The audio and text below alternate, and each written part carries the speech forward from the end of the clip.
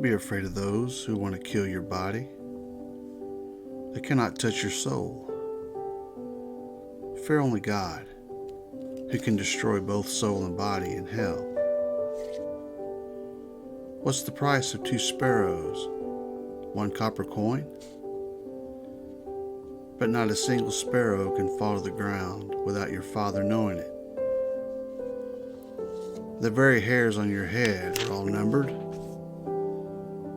So don't be afraid. You're more valuable to God than a whole flock of sparrows.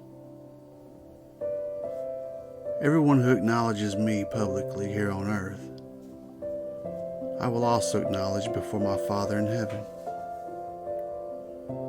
But everyone who denies me here on earth, I will also deny before my Father in heaven.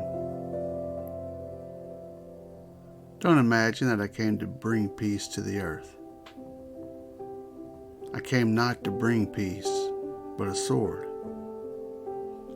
I've come to set a man against his father, a daughter against her mother, a daughter-in-law against her mother-in-law.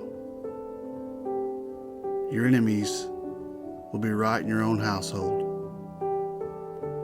If you love your father or mother more than you love me, you're not worthy of being mine.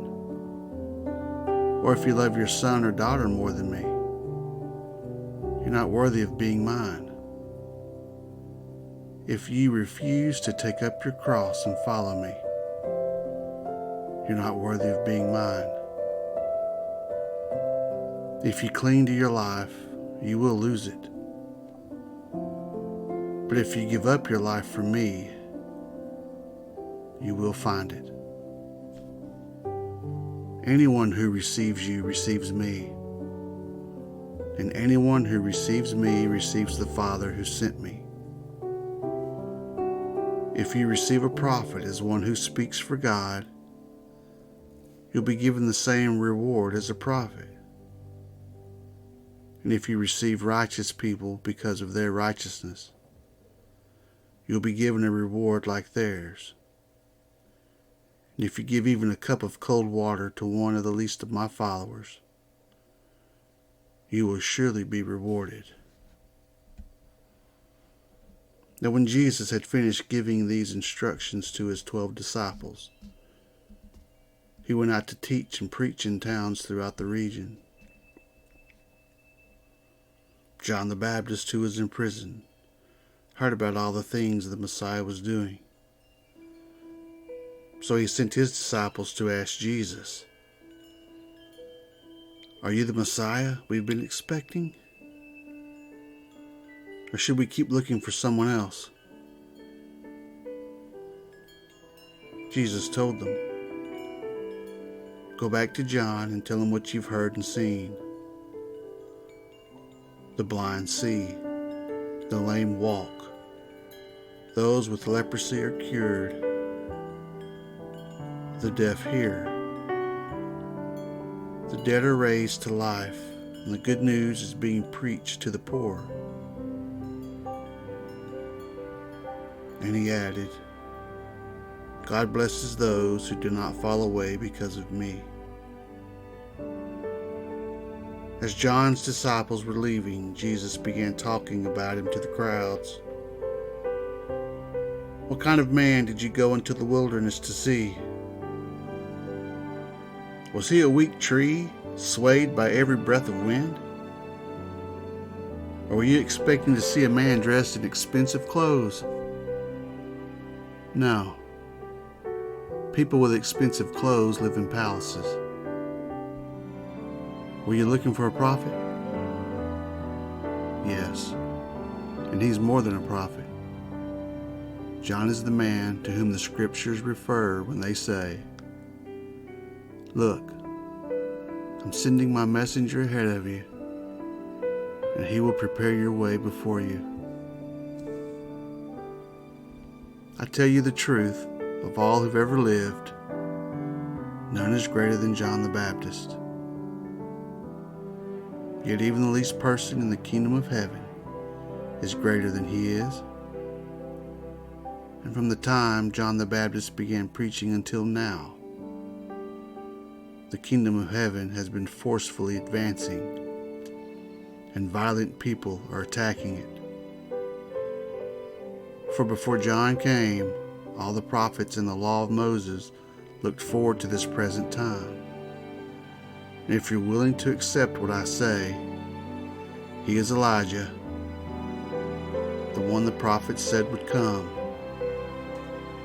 Anyone with ears to hear should listen and understand. To what can I compare this generation? It's like children playing a game in public square. They complain to their friends, "We played wedding songs and you didn't dance. So we played funeral songs and you didn't mourn." For John didn't spend his time eating and drinking. And you say, "Well, he's possessed by a demon." The Son of Man, on the other hand, feasts and drinks, and you say, "He's a glutton and a drunkard, and a friend of tax collectors and other sinners." But wisdom is shown to be right by its results. Then Jesus began to denounce the towns where he'd done so many of his miracles, because they hadn't repented of their sins and turned to God. "What sorrow awaits you, Chorazin and Bethsaida? For if the miracles I did in you had been done in wicked Tyre and Sidon, their people would have repented of their sins long ago, clothing themselves in burlap and throwing ashes on their heads to show their remorse. I tell you, Tyre and Sidon will be better off on Judgment Day than you. And you people of Capernaum, will you be honored in heaven? No. You go down to the place of the dead. For if the miracles I did for you had been done in wicked Sodom, it would still be here today. I tell you, even Sodom will be better off on Judgment Day than you." At that time, Jesus prayed this prayer. "O Father, Lord of heaven and earth, thank you for hiding these things from those who think themselves wise and clever, and for revealing them to the childlike. Yes, Father, it pleased you to do it this way.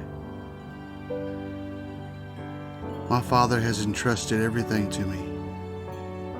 No one truly knows the Son except the Father, and no one truly knows the Father except the Son, and those to whom the Son chooses to reveal him." Then Jesus said, "Come to me, all you who are weary and carry heavy burdens, and I'll give you rest. Take my yoke upon you, and let me teach you, because I'm humble and gentle at heart, and you will find rest for your souls. For my yoke is easy to bear, and the burden I give you is light."